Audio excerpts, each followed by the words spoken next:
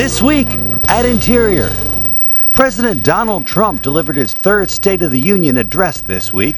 In the address, the president laid out his vision for an inclusive economy where people of every background are finding new opportunities. The American nation was carved out of the vast frontier by the toughest, strongest, fiercest, and most determined men and women ever to walk on the face of the earth.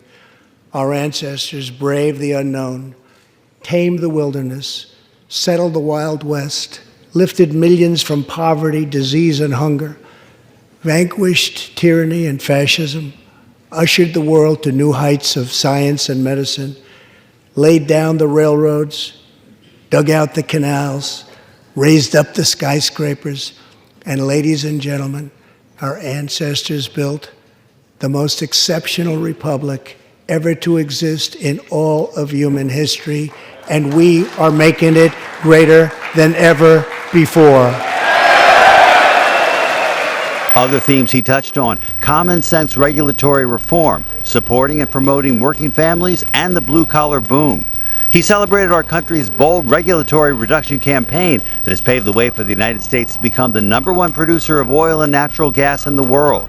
Secretary Bernhardt was this year's designated survivor and watched the State of the Union address from an undisclosed location. He says Interior will continue to advance the president's agenda for a safer, stronger, and more prosperous America. Assistant Secretary for Fish and Wildlife and Parks Rob Wallace and Acting Director of the National Park Service David Vela visited Mount Rushmore to work on logistics for bringing fireworks back. The National Park Service is assisting President Trump in fulfilling his promise to South Dakota. The state is aiming for July 3rd.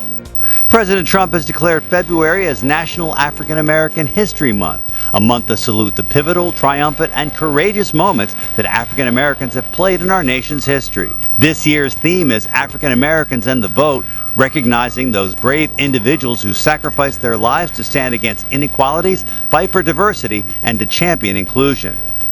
Secretary Bernhardt has announced the availability of fiscal year 2020 abandoned mineland reclamation grants.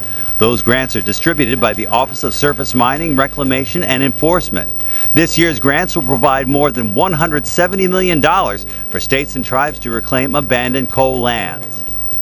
Interior Central Hazardous Materials Fund is marking 25 years of success this week.